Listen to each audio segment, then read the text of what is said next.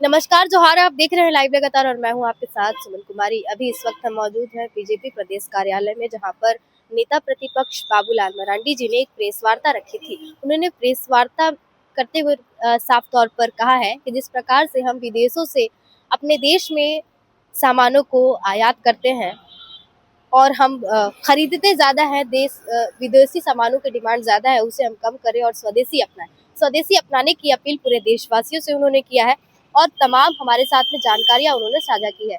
क्या कुछ कहा है, सुनते हैं। घर हर घर स्वदेशी, घर घर स्वदेशी।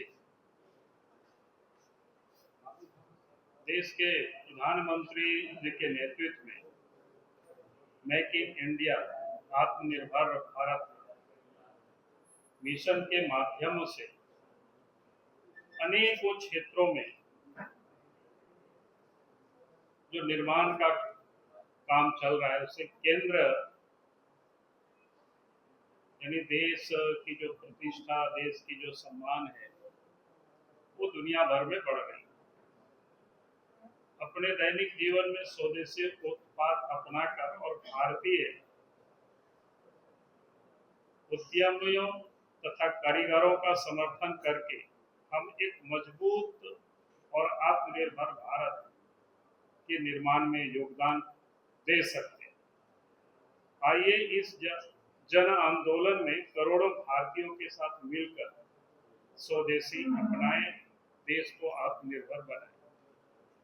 आप सबको ध्यान में है कि देश के प्रधानमंत्री आदरणीय नरेंद्र मोदी जी ने देश के सामने एक माइलस्टोन फिक्स कर दिया है कि भाई 2047 तक भारत को हमें विकसित भारत बनाना है। और विकसित भारत बनाने के लिए स्वदेशी का उपयोग आवश्यक है। यानी स्वदेशी के बिना हम विकसित भारत की कल्पना हम नहीं कर सकते। और स्वदेशी को लेकर के आग्रह आज नहीं बल्कि स्वतंत्रता के पूर्व से ही ये चलते रहा। 1905 में भी बाल गंगाधर तिलक, विपिन चंद्र पाल, अरविंद घोष, लाला राजपथ जैसे नेताओं ने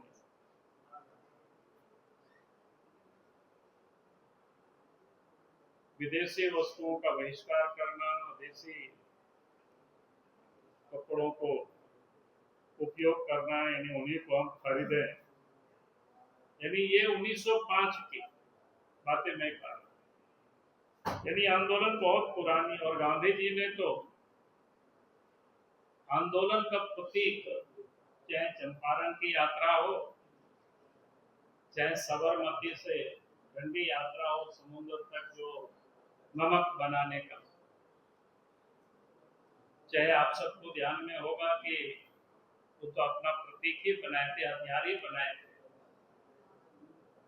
चरखा और हस्तकरघा। तो कहने का अर्थ है कि ये स्वदेशी आंदोलन आज का नहीं है, ये वर्षों स्वतंत्रता के पूर्व से चल रहा है। क्योंकि उस समय भी लोगों को पता था कि भारत को अगर विकसित भारत बनाना है तो भारत को अपने पैरों पर खड़ा होना। इसलिए भारत की अतीत को अगर हम सब समझेंगे तो मौर्य काल में, यानी ईसा से भी 125 साल पहले पूर्व, विश्व की अर्थव्यवस्था में भारत की जो जीडीपी था 33% योगदान था। यानी आप सोच सकते हो कितना बड़ा योगदान भारत का था विश्व में उस समय। और इसीलिए भारतवर्ष सोने की चिड़िया भी कहा जाता था। और उसी कारण से भारतवर्ष में दुनिया भर के जो आतंकवादी थे, आक्रांता थे, भारत को लूटने के लिए लोग आए। उसके बाद भी 16वीं शताब्दी तक भारत की जो अर्थव्यवस्था था विश्व की अर्थव्यवस्था में 16वीं सदी में भी 24.4% का योगदान था। तो ये आप सोच सकते हो किस प्रकार से। और अंग्रेज आने के बाद जो ब्रिटेन में लोगों की जो ब्रिटेन की जो जीडीपी थी उस समय भारत में जो प्रति व्यक्ति जीडीपी उस समय था वो ब्रिटेन से भी वो 60% अधिक। यानी हमारा देश इतनी संपन्न होने के बाद हम जब गुलाम हुए तो 200 वर्षों तक अंग्रेज ने भी राज किया। तो हम सबको पता है कि इस प्रकार से एक तरफ जहां यूरोप में औद्योगिक क्रांति हुई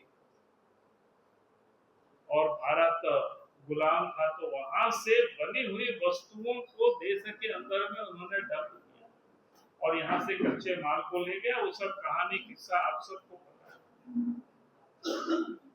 उस जब 200 वर्षों की गुलामी के कालखंड में और जब देश स्वतंत्र हुआ तो भारत की जीडीपी मात्र 4% रह गया विश्व के। आप सोच सकते हो उसके बाद भी आजाद भारत में धीरे धीरे काफी कम हुआ। उसका एकमात्र कारण था हमारी निर्भरता विदेशी वस्तुओं पर अधिक बढ़ती चली और इस कारण से देश पिछड़ता चला गया। यानी भारत की पूंजी बाहर गया, भारत के बेकार बेरोजगार नौजवान भी बाहर की ओर पलायन किया, देश में बेरोजगारी की समस्याएं भी बढ़ती चली गई। और इसीलिए देश के प्रधानमंत्री नरेंद्र मोदी जी ने बार बार इस बात को कहा कि भारत को 2047 तक हमें विकसित भारत बनाना है। तो ये संकल्प लेना होगा कि हर घर स्वदेशी और घर घर स्वदेशी, अधिक से अधिक स्वदेशी वस्तुओं का हमें उपयोग करना। स्वदेशी से देश के प्रधानमंत्री ने कई बार कहा है, सार्वजनिक रूप से कहा है, तो जो भारतवर्ष में बनता देश के लोगों की मेहनत लगा ताकि हम स्वदेशी वस्तुओं का उपयोग करेंगे तो स्वाभाविक है देश के उद्योग धंधा बढ़ेंगे और देश के उद्योग धंधा फलेगा फूलेगा तो यहाँ के नौजवानों को रोजगार के अवसर भी मिलेंगे। इसलिए ये अभियान भारतीय जनता पार्टी ने शुरू की है। उसमें से कुछ चीजों को आप सबके सामने में थोड़ी सी रखना चाहूंगा कि भारत में किस प्रकार से विनिर्माण के क्षेत्र में सरकार भारत एक शक्ति का केंद्र के रूप में उभर रहा है। यदि मोबाइल्स को ही लेंगे जो हम सब लोग उपयोग करते हैं तो 2014 में भारतवर्ष में मात्र उसका 2 यूनिट था। आज देश भर में 300 प्लस यूनिट यानी फैक्ट्रियां लग गई और आज भारत में जो बिकने वाला जो मोबाइल है वो 99.2% मोबाइल आप मेड इन इंडिया। कोई सामान्य बातें नहीं है। खिलौना पहले हम सब विदेशी आयात करते थे, अब विदेश से आयात घटा है। अब आयात विदेश से जो घटा है वो 52% घट गया और निर्यात जो हमारा बढ़ा है 239% बढ़ा है और 153 देशों में आज खिलौना का निर्यात हो रहा है। आप जरा इसको समझ सकते हो। पहले मोबाइल फोन ही 1,500 रुपया 1,500 करोड़ का 1,500 का निर्यात होता था 1,500 करोड़ का। अब बढ़ करके मोबाइल 2 लाख करोड़ रुपया का 2025 तक में ये निर्यात हुआ है। जरा आप सोच सकते हो किस प्रकार से भारत विनिर्माण के क्षेत्र में अपना एक मजबूती से आगे बढ़ रहा है। ऑटोमोबाइल के सेक्टर में ट्रैक्टर के निर्माण में विश्व में पहला स्थान पर भारत है। बस निर्माण दूसरी स्थान पर है। हैवी ट्रक उत्पादन तीसरा स्थान पर। उसी प्रकार से वित्तीय वर्ष 24-25 में 7.55 से 7.65 लाख पैसेंजर व्हीकल्स यूनिट्स का निर्यात हुआ है भारतवर्ष से, जो 23-24 में 6.72 यूनिट से बढ़कर के आज 12 से 14 यानी प्रतिशत की बढ़ोतरी हुई है पहले की तुलना में। तो ये किस प्रकार से इसमें 4.5 करोड़ से अधिक लोगों को रोजगार मिला हुआ है, जहां भारत विश्व का छठा सबसे बड़ा निर्यातक देश।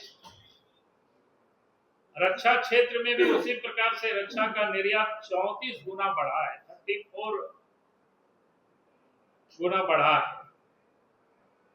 2013-14 में 866 करोड़ रुपया का रक्षा निर्यात हुआ था और 24-25 में 23,622 करोड़ का रक्षा निर्यात हुआ। डिफेंस के सेक्टर में कई स्वदेशी प्रणालियों को विकसित किया गया, चाहे नागास्त्र हो, ड्रोन हो, आकाशतीर डिफेंस सिस्टम हो, इसमें आकाश मिसाइल वगैरह जो शामिल है। फार्मा और बायोटेक में भी दुनिया की फार्मेसी आज विश्व के जेनेरिक दवाओं का 20% और वैश्विक वैक्सीन का 60% भारत दुनिया को सप्लाई करता है। भारत का निर्यात आज 200 से अधिक देशों में है। इसमें यूएस को ही 40% और यूके को 25% दवाएं भारत से ही जाती है। तब से 142% की वृद्धि हुई है। उसी प्रकार से डिजिटल इंडिया विकास में आप सबको ध्यान में है ही, जहां 2014 में 25 करोड़ 15 लाख लोग इसके यूजर थे डिजिटल यानी मोबाइल में, आज 2025 में 98 करोड़ यूजर्स हो गए। ऑप्टिकल फाइबर उस समय 10 crore kilometre optical fibre 10 crore kilometre वार्षिक उत्पादन इतना हो रहा है और 100 से अधिक देशों को आज उसको निर्यात किया जा रहा है। यूपीआई जून 2025 में 24.3 लाख करोड़ का लेन देन किया, 675 बैंक से जुड़ा है और उपयोगकर्ता यानी 491 मिलियन उपयोगकर्ता है और उसका जो व्यापारी है 65 मिलियन ऐसी। यानी इस प्रकार से हर क्षेत्रों में स्वच्छ हरित या नवीकरण, चाहे बिजली के क्षेत्र में सौर ऊर्जा हो, पवन ऊर्जा हो, आज दुनिया में चौथे स्थान पर है। सौर क्षमता क्या कहते हैं इसको 39 गुना बढ़ा है, 282 जहां गीगावाट थे 2014 में, आज 110.9 गीगावाट 2025 में। तो इस प्रकार से आप देख सकते हो हर क्षेत्र में भारत आत्मनिर्भरता की ओर आगे बढ़ रहा है, चाहे मंगलयान हो, चंद्रयान हो, आदित्य L1 हो, गगनयान हो। तो इस प्रकार से ये जो भारतवर्ष की कहानी है विकास की, वो आगे बढ़ रहा है और हम सब लोगों ने, पूरा देश और झारखंड में भी भारतीय जनता पार्टी प्रचार प्रसार के लिए अनेक प्रकार के कार्यक्रम, जिसमें से अभी आपको पोस्टर पर्चा भी दिखाए, उसको और नीचे तक ले जाने के लिए विधानसभा स्तर पर भी हम सब लोग सम्मेलन कर रहे हैं। झारखंड के सभी 81 विधानसभा क्षेत्रों में भी इसका सम्मेलन होगा, ताकि हम इस स्वदेशी अभियान को, जिसे हम हर घर स्वदेशी या हर घर स्वदेशी अभियान को एक एक घर तक पहुंचाना, एक एक लोगों तक पहुंचाना, इस अभियान की शुरुआत झारखंड में आज से हम सब लोगों ने प्रारंभ किया है। तो मुझे लगा कि आज आप सब लोगों से इस विषय में, ऐसे ही इस विषय में बातें होती रहती है। लाइव लगातार के वीडियो को लाइक करें, सब्सक्राइब करें और बेल आइकन को दबाना न भूलें।